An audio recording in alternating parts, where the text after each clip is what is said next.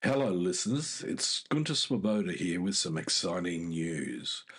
We're on the lookout for sponsors to join us on our incredible journey with Inspired Change with Gunter.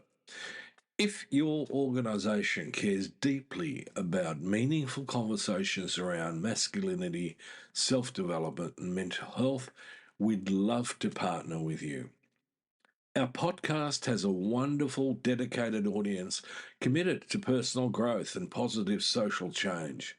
By sponsoring Inspired Change with Gunter, your brand will connect with listeners who truly value thoughtful discussion and support initiatives that promote real transformation.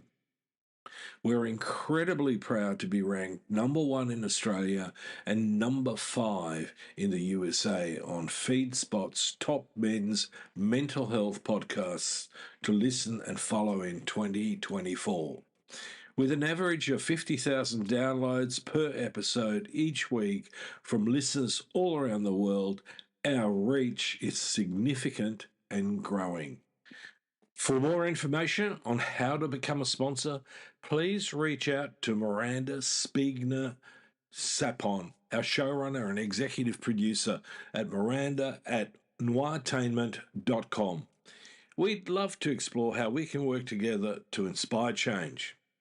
Now, thank you for your continued support, and let's keep inspiring change together. You're listening to Inspire Change, a broadcast that strives to educate, motivate, and empower men to challenge traditions of masculinity.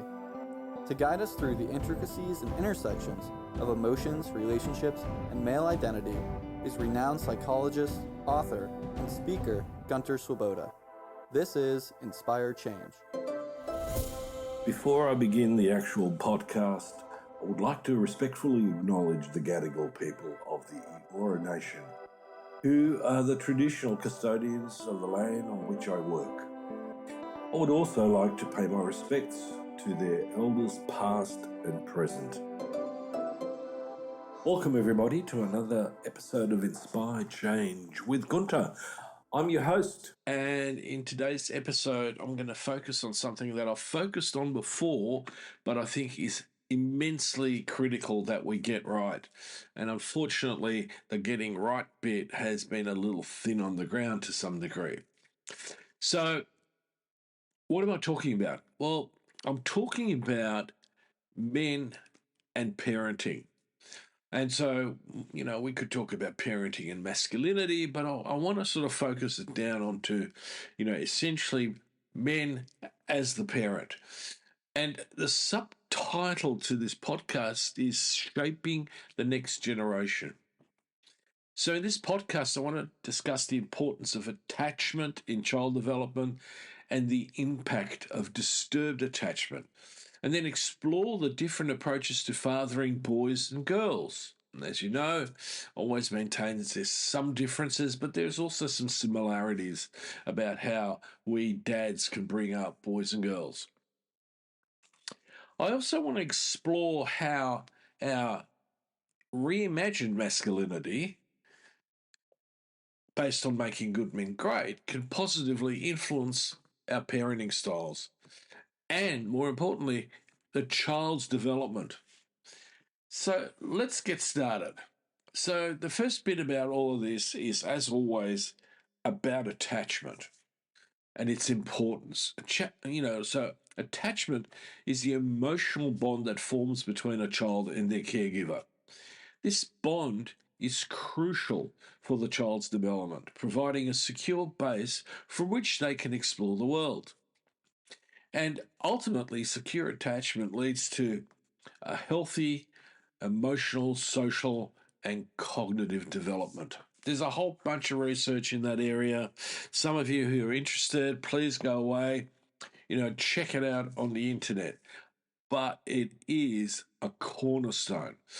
I spend quite a lot of time with clients and exploring their, history from childhood onwards. But often one of the things that we don't necessarily can establish well is the conception to birth and the first 3 months Sometimes that's really difficult. And within that lie a number of really important cornerstones. So, if the pregnant mother is persistently highly stressed, then that can also have an impact on the baby. And then there's the birthing experience. And from the birthing experience, there's the first week to 2 weeks in which, mother and baby, and as well as dad, should be really getting closely bonded. Now, all of that can represent some major challenges. So, in that context, let me consider for a moment a father who consistently responds to his infant's needs with love and care. Now, that particular child is basically going to get the message that one, dad's there, but more importantly, that fundamentally the world's a safe place. And therefore, that child is more likely to develop trust and confidence. This foundational relationship sets the stage for the child's future relationships and their ability to cope with life's challenges. We're spending an enormous amount of time at the moment talking about building resilience. Well, I can tell you that resilience begins right up front, hopefully from the point of conception. Now, what happens on the flip side? So, what happens when attachment's disturbed? So, keeping it in a nutshell, and I could literally do, a whole host of programs on the process of attachment, about disturbed attachment, its impacts on the various functions of the child, its development, and ultimately its experiences in our life. I don't have that time. So, let me, in a nutshell, talk about what the impact of disturbed attachment is. Disturbed attachment, that is when that bonding is frayed or broken, has a significant negative impact on a child's development. Now, if the caregiver is inconsistent, anxious, ambivalent, avoidant, neglectful, or overly harsh, the child more than likely will develop an insecure attachment. And that leads to issues such as anxiety, depression, and difficulty forming healthy relationships later in life. Now, there are some neurologically based conditions that we see, for example, autism. That's different, right? Now, in my view, with ADHD, some of that thinking is also still out because we still don't have necessarily really good scientific evidence for what's going on there. Now, my personal belief is that more than likely, in some people with ADHD, there has been some disturbance in attachment wherein they did not learn self regulation and self soothing. So their system's hyper aroused. Now, let me come back to this disturbed attachment. I want to give you an example of how that could play out. So imagine a dad. Now, this dad is emotionally distant and quite unresponsive to his child's needs. Now, one of the things that's going to unfold is that this child might begin to struggle with self esteem and also exhibit behavioural problems.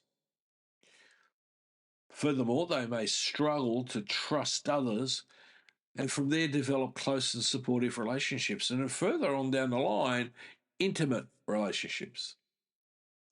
Now, if I can get dads to understand the importance of attachment, that can help him to create a nurturing environment that fosters that security and that safety and ultimately that healthy development.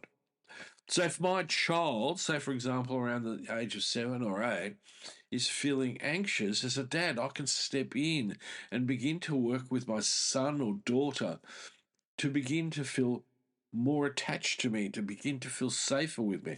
How might I do that? Might be a simple thing. Whenever the child gets slightly anxious or agitated, we can sit together.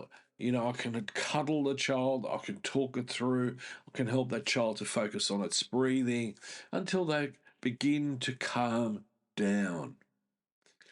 So when we feel securely attached, we begin to experience ourselves and the world from a much calmer perspective. Now, if you have any questions about this, don't hesitate to get in touch with me.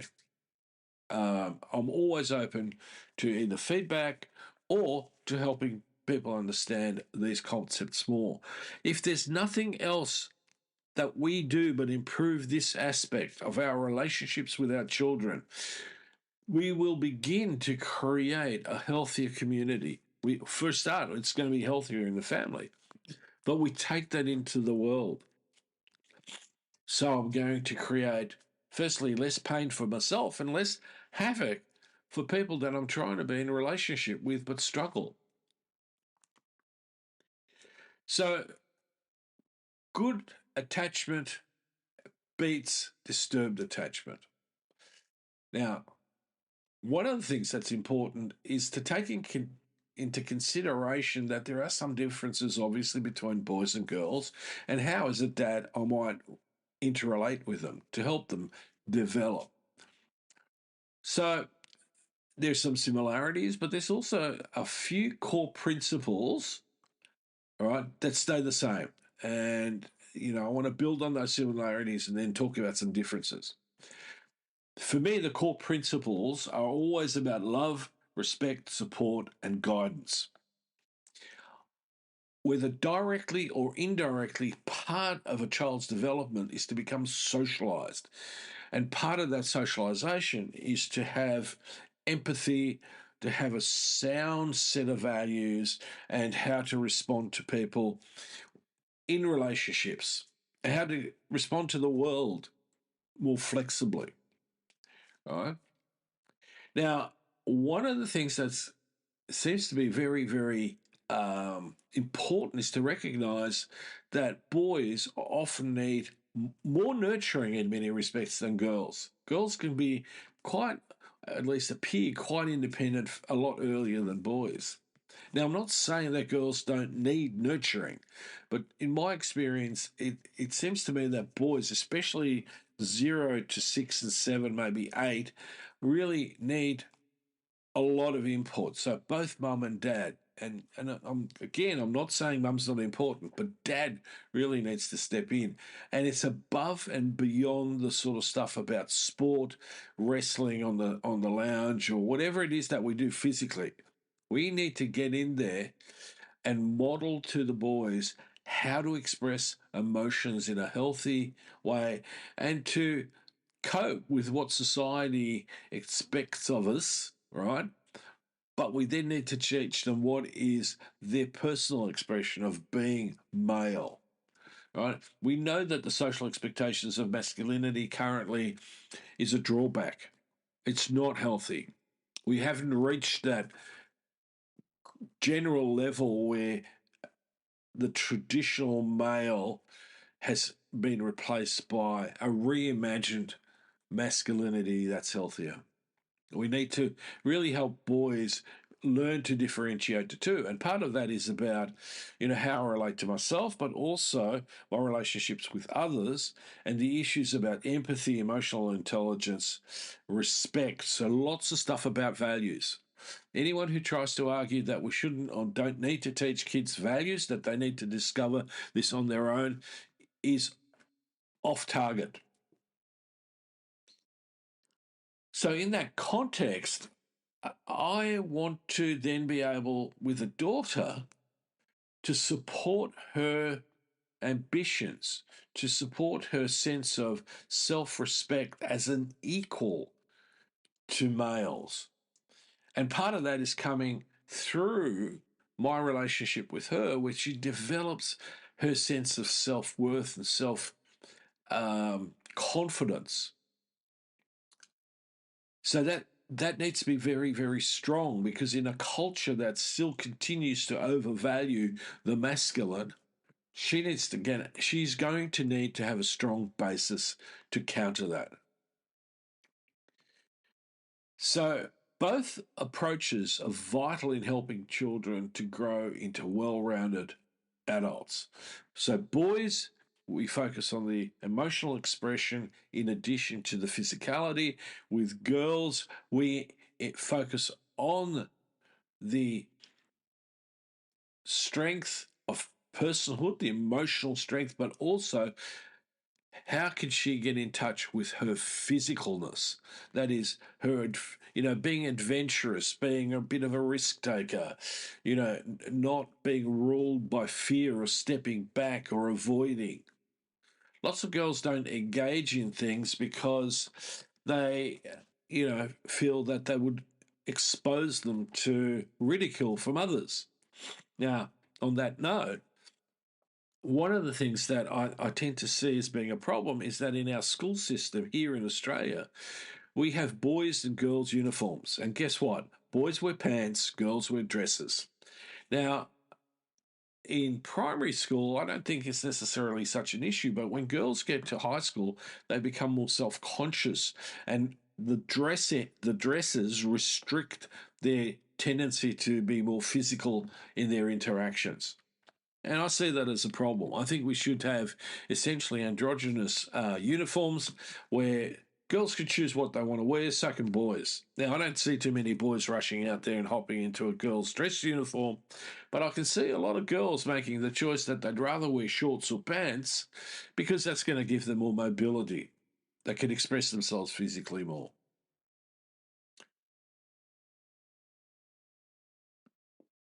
So, coming back to parenting sons, I want to make sure that my son can talk to me about his feelings and that vulnerability is okay, and it's a strength that can help him counteract that traditional sort of overly stoic, emotionally inhibited type of masculinity. Now, for a daughter, I'm going to actively support her ambitions. I'm going to actively treat her as an equal. And I expect my son, her brother, to do so as well. And I will step in if I see that there's a discrepancy in that relationship on that basis. So let's talk a little bit about what does a reimagined masculinity in the realm of parenting look like? In other words, what is going to happen to my parenting as a male if I ditch patriarchy? Well, what's going to happen is I'm going to embrace qualities such as empathy, emotional expression. I'm going to embrace collaboration. I'm going to embrace helping a child to understand themselves emotionally better, to not be competitive when they feel scared or when they want to dominate and take control. So part of that process requires me to be authoritative, but not authoritarian. And as a dad, I'm going to get involved in the raising and nurturing of my child at a very early point, as early as I possibly can, and then try to maintain that right throughout their childhood, their adolescence, and early adulthood. I want to be an active part in nurturing my child physically, emotionally, socially, intellectually, and give them the best foundation to be a whole, healed human being. So I'm going to do things like I'm going to openly communicate with my kids and show them that I, as a male, am equally taking part in caregiving, in domestics, that I'm going to share this with their mother, not as a way of helping the mother, but that we're two equally responsible adults collaborating in this construct that we call a family, and in the construct of me being a dad and her being a mum, and you guys are our children who we love and we adore. But there are also some limit setting. So I'm going to be teaching my kid about how do we, teach discipline, emotional regulation, reduce impulsivity. So there's a whole bunch of stuff that I'm going to be involved in as a father that contributes to my child's or my children's development. So, how do I wrap this? Well, let me call everybody to action. That's how I'm going to wrap it. This fundamentally is a call to action. If we want a healthy community, a healthy society, the priority is to form well bonded, well attached relationships that are based on sound principles. Most of the stuff that I talk about, inevitably, all of it, is scientifically grounded. Now, some of the science changes over time because science doesn't give us just answers. In fact, the best thing about science is that it just helps us form better questions. So, what's the call to action? So, as a parent who has an understanding of attachment and the unique needs of boys and girls and the principles of reimagined masculinity that can profoundly shape the next generation is a must. We as dads play a crucial role in fostering secure attachment, emotional health, and balanced development in our children. So, again, let me come back. This whole process has elements to it that interconnect and that lead from one stage of development to the next stage of development. These are not things that we do in isolation, it's a continuous weaving of a fabric of relationship. So, on that note, folks, let me thank you for joining me today on Inspire Change with Gunter. Let's continue to support and educate each other, especially on the importance of positive, inclusive masculinity, and especially in things like intimate relationships and parenting. Together, we are able to create a future where our children are going to thrive, our community is going to thrive. So until next time, stay engaged, stay inspired, and keep nurturing the potential within the next generation. This is me signing off. Love to hear from you. And if you're interested, please check out my work on www.gunterswoboda.com or www.goodmengreat.com. Thank you for listening to Inspire Change, a broadcast that strives to educate, motivate, and empower men to challenge traditions of masculinity. For more information on the Making Good Men Great movement, or for individual or group coaching sessions with Gunter, visit goodmengreat.com. For inquiries regarding broadcast topics or appearing on the show, email Miranda at noirtainment.com. That's Miranda at noirtainment.com.